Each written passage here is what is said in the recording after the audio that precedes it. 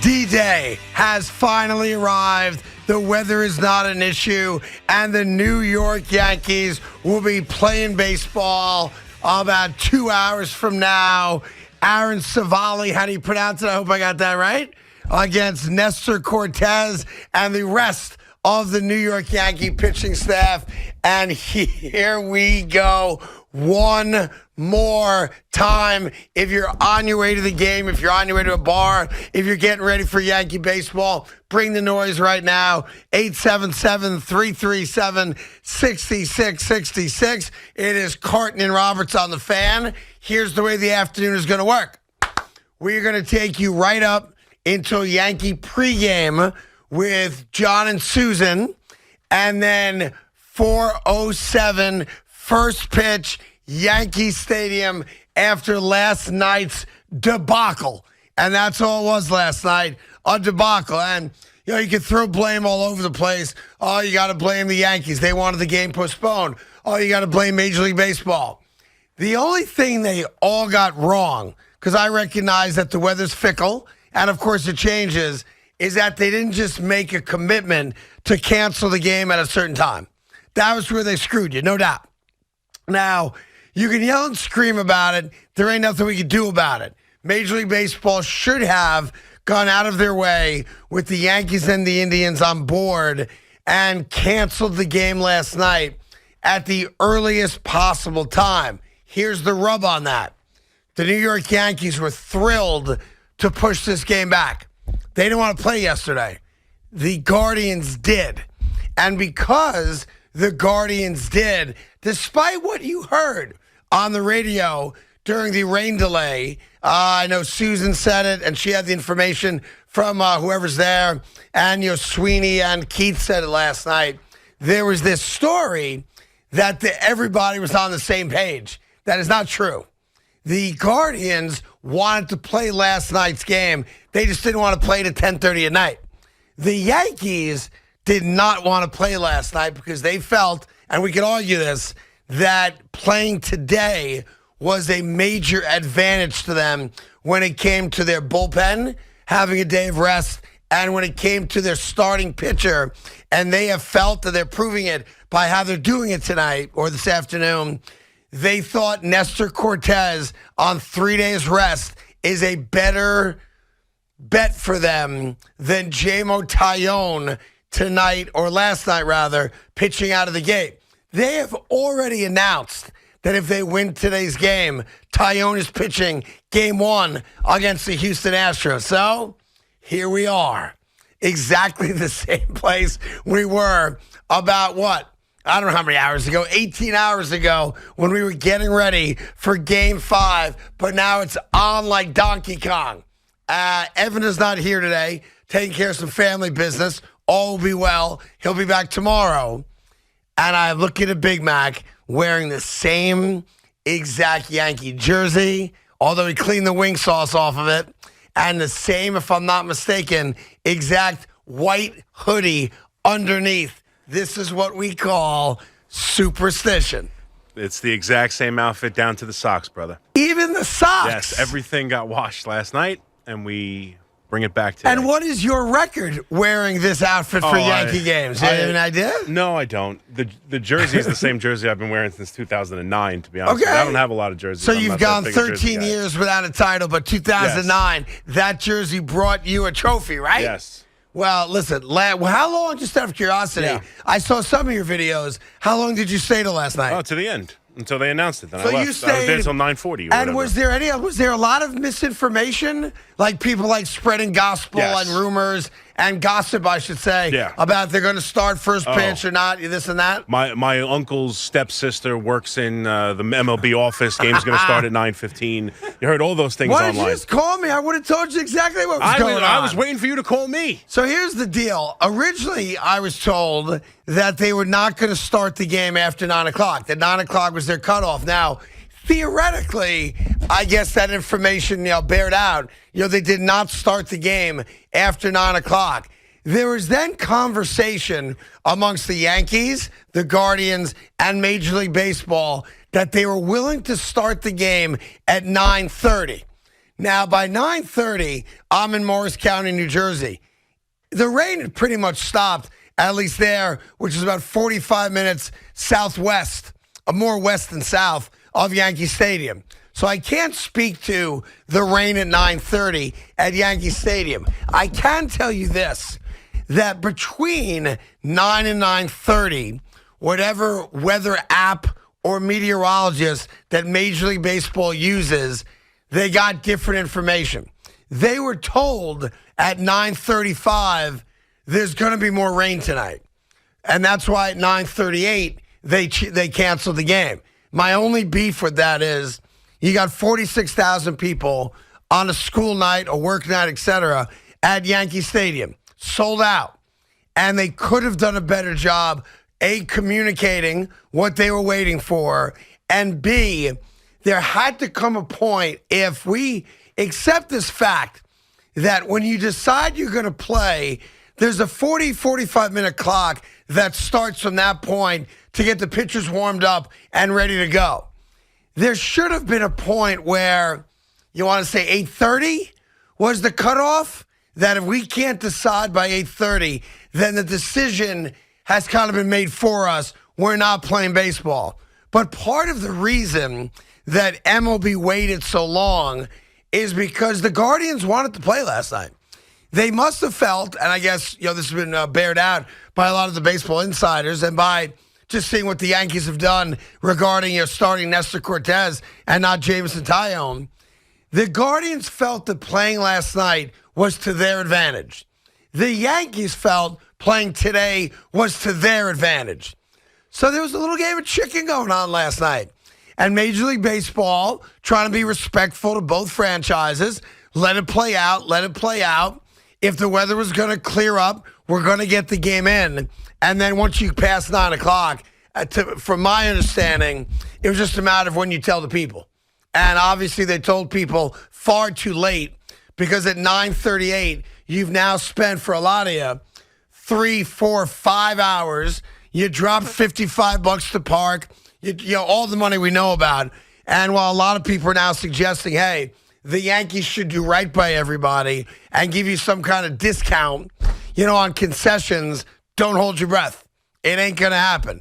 Go there tonight with a smile on your face. Keep your fingers crossed. Whatever it costs to buy, overinflated hot dog prices and burgers and sausage and peppers and beer and soda. It's an elimination game. And you got to write last night off as a business expense. That's all you can do.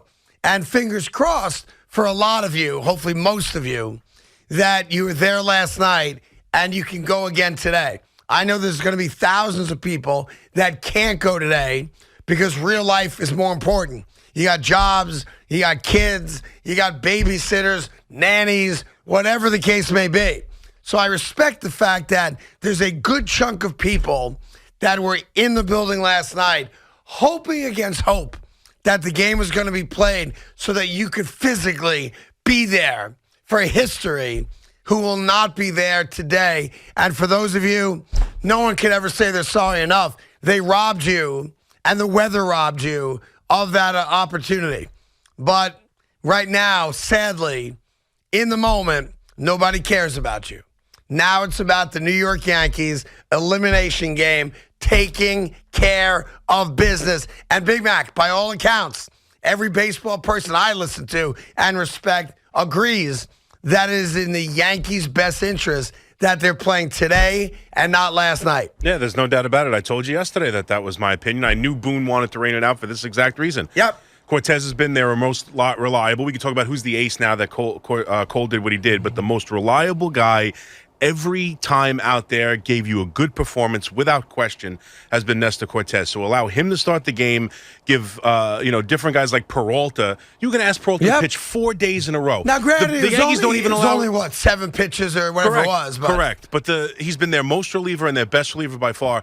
The Yankees don't allow relievers to go 3 days in a row, let alone 4. So this would be something new for him. They had a couple of guys in the bullpen they wouldn't have felt comfortable throwing again. So, yes, this is a... Look, the only guy not pitching tonight is Jameson Taillon. Yes. That's the only guy not pitching. And there is some belief right now, and I'll give you the chance to comment on it first if you want, since you're a diehard Yankee fan, there's the belief that if the Yankees have a 1-run lead, a 2-run lead, going into the 8th or 9th inning tonight or this afternoon, that the guy they're going to call on to get the out or outs, plural, is going to be Garrett Cole. Yeah. That I know he told Boone yesterday he's ready to go. There was no way they were going to use him yesterday.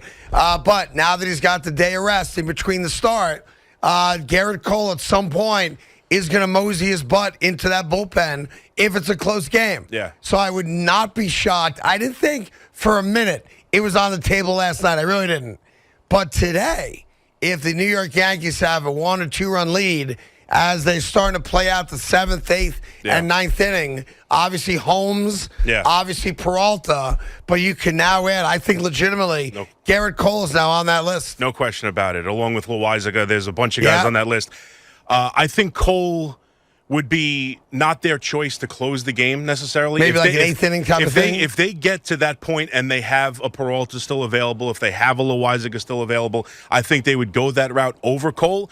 But if this is an elimination game, if Nestor gets into trouble in the 3rd, 4th inning, I think they're going to deploy their best guys right then. Loizaga could be in this game in the 4th inning. Yeah. If it's Naylor up in a big spot, it could be Peralta in the 4th inning to make sure they get out of a jam and don't give up big-time runs. And if that's the kind of game that takes place, I think you could absolutely see Cole in the 8th, 9th inning. I mean, you can see every one of them. It's all dependent on how good nasty Nestor Cortez does. And whether this means anything or not, probably doesn't, because it's a one-off game.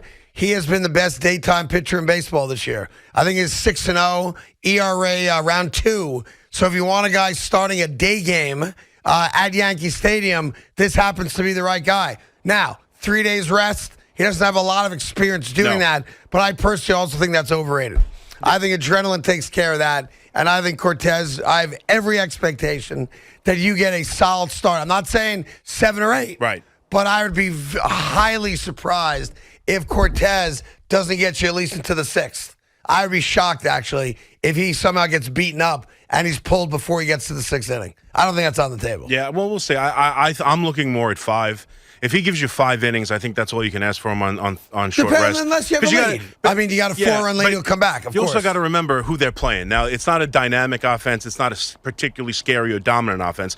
But do they see a ton of pitches in every at-bat.